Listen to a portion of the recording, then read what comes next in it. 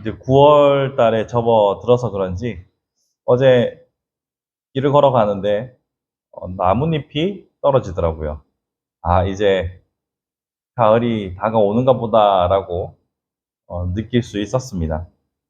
이와 같은 계절의 변화에 따라서 식물이 마르고 다시 또 피어나고 이런 순환의 구조를 통하여서 성경은 인간의 인생에 대해서 그리고 이 땅의 삶에 대해서 많이 설명합니다.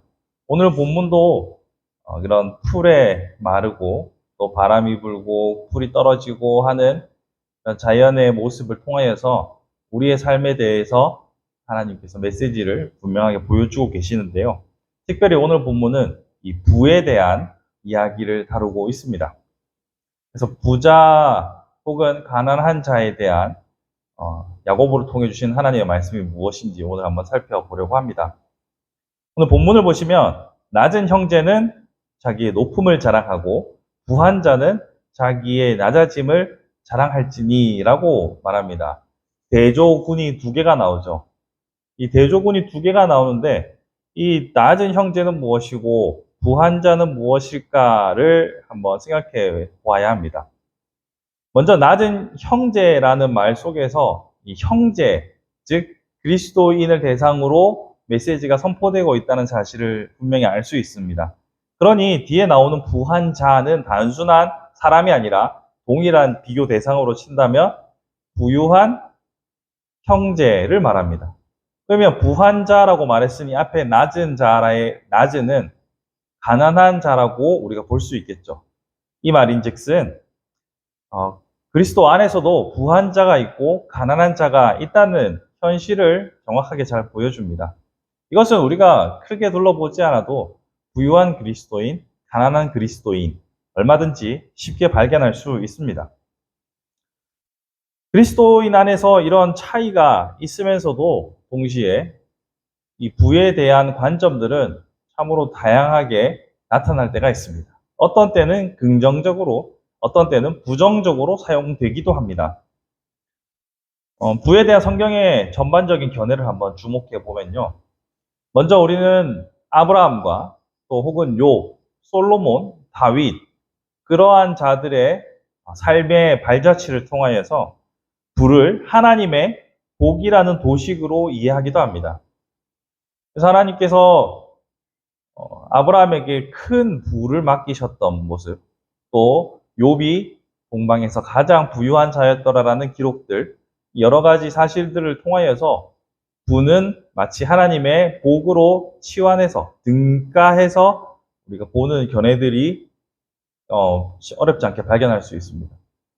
그래서 기복신앙 할 때 그 복에는 분명히 돈과 직결되어 있는 사람들의 그 욕망들이 도사리고 있다는 것을 우리는 잘 압니다. 또 반대로 우리가 낙타가 바늘기에 들어가는 것만큼 어려운 부자의 구원을 말하는 예수님의 비유에서도 그렇고 재물에 대해서 부정적으로 보는 성경의 견해들도 있습니다. 거지 나사로와 부자의 이 비유에서도 그렇고 가끔씩은 부유한 것이 문제가 될 수도 있다라는 뉘앙스로 성경을 볼 때도 있습니다. 그런데 사실은 이 두 가지가 다 혼용되고 있고 성경은 궁극적으로는 부 자체를 가치 중립적으로 본다는 사실을 우리는 정확하게 인지해야 합니다.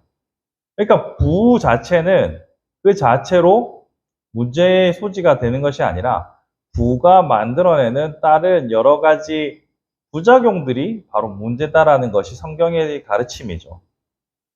핵심은 그리스도인들이 언제나 이 물질적인 가치가 아니라 영적인 기준으로 자신과 타인을 볼 수 있어야 한다는 것을 성경은 우리에게 계속해서 가르쳐 줍니다. 그래서 저자는 야고보는 구약 성경에서도 이사야나 시편의 이미지를 채용해서 이 자연의 이미지를 통해서 이 땅의 것의 유한함을 설명하고 있죠. 이사야서 40장 6절에서 8절을 보면 이렇게 말합니다. 모든 육체는 풀이요 그의 아름다움은 들의 꽃과 같으니 풀은 마르고 꽃이 시들면 여호와의 기운이 그 위에 불미라. 이 백성은 실로 풀이로다. 풀은 마르고 꽃은 시드나 우리 하나님의 말씀은 영원히 서리라. 우리가 영원할 것이라고 생각하는 모든 것들, 그 모든 것들이 사실은 유한하다는 것을 우리는 알지만 애써 외면합니다. 하지만 영원한 것은 오직 하나님의 말씀밖에 없는 것이죠. 그러기에 우리에게 주어져 있는 모든 것들에 대한 시선이 물질적 기준이 아니라 영적 기준으로 정리되어야 한다는 것이 일단은 1차적으로 가장 중요합니다.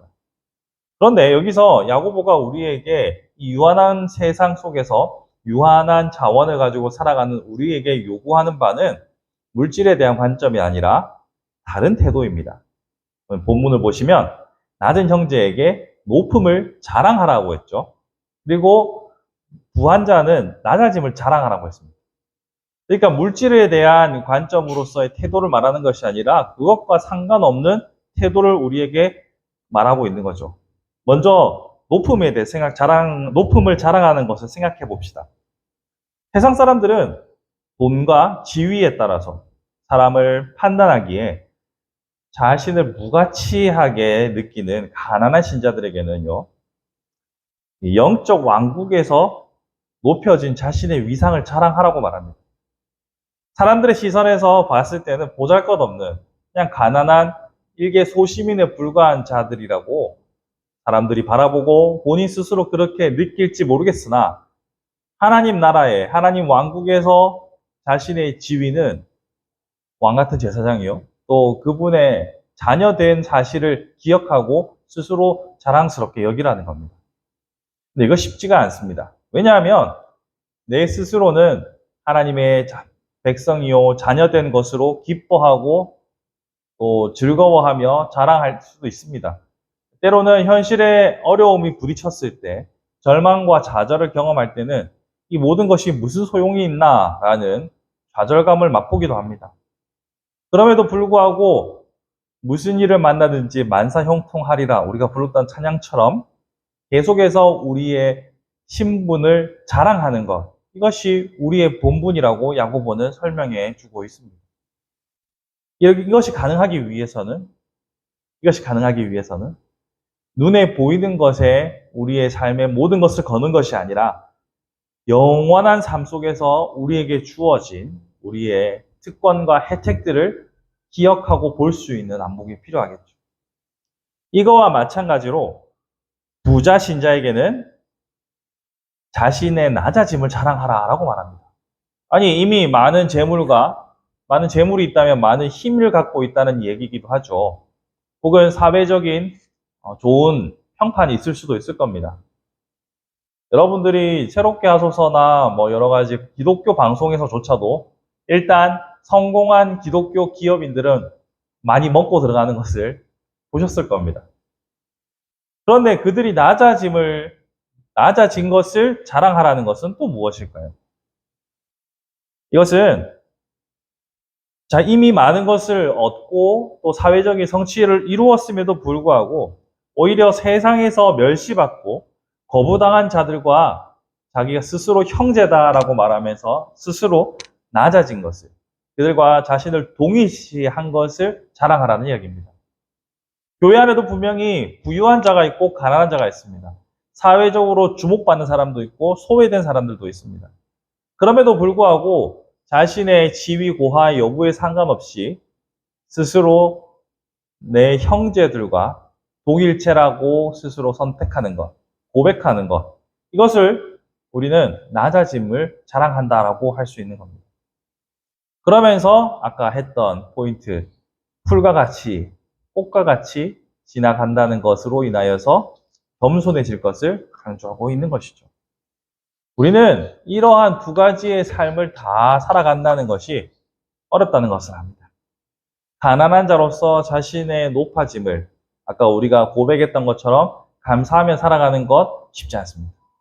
우리가 부유한 자의 위치에서 혹은 사회적 지위를 가진 자리에서 낮은 자라, 세상이 낮은 자로 바라보는 자들과 자신을 동일시하며 그리스도인의 대변자로 살아간다는 것은 또한 많은 유혹들의 어려움이 있을 수 있습니다.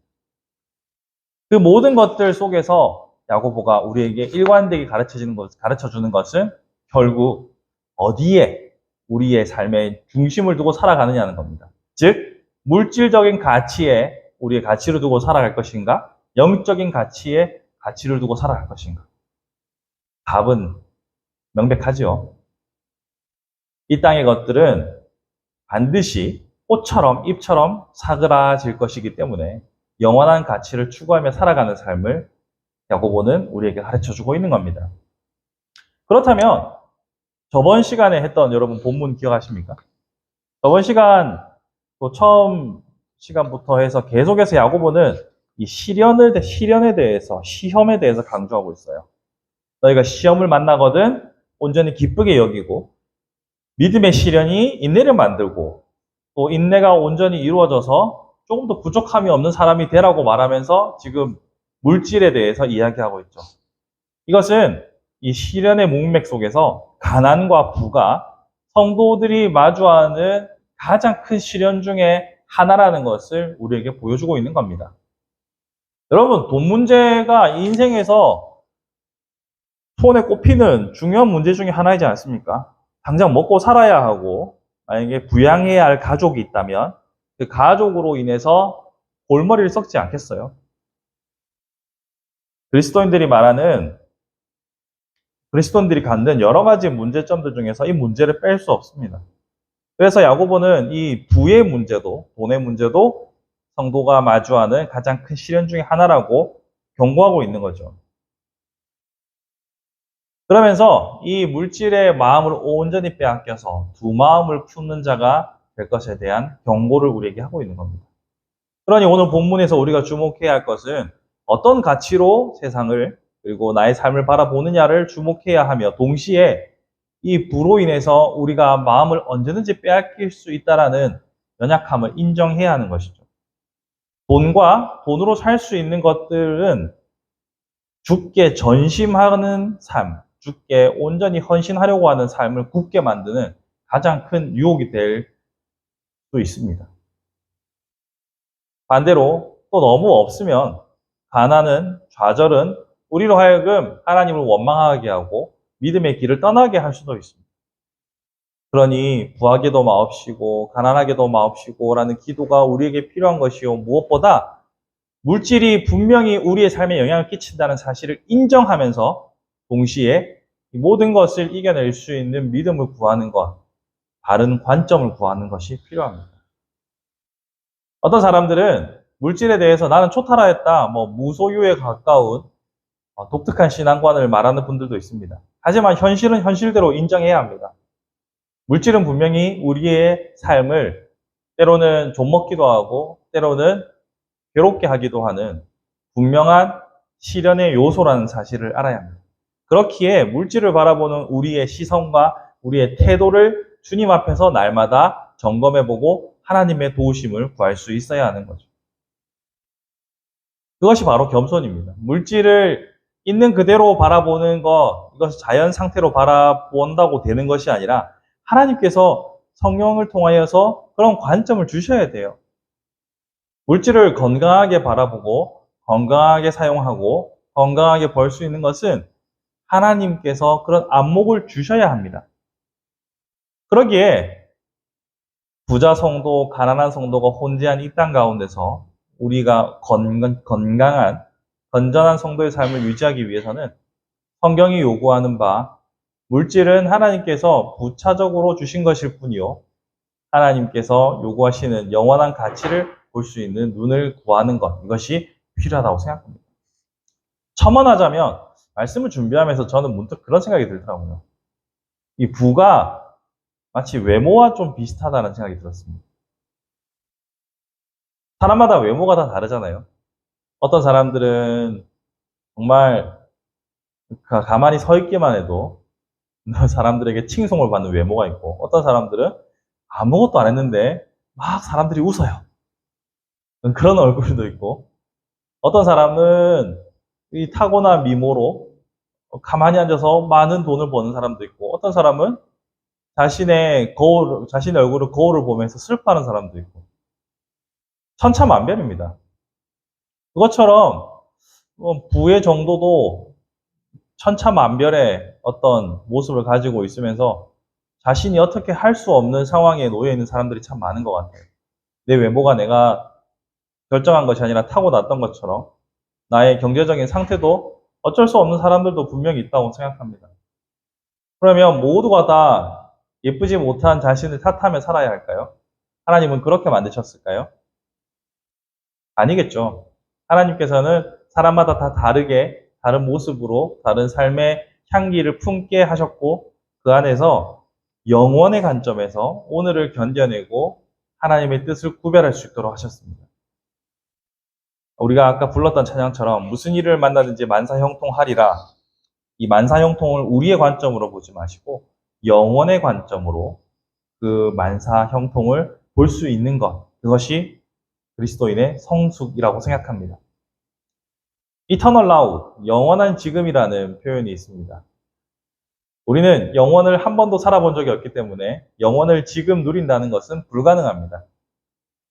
그 영원을 누리게 하시는 분, 성령님의 도우심이 있을 때 우리는 영원을 경험하고 오늘 이 순간의 모습에 일희일비하지 않을 수 있습니다.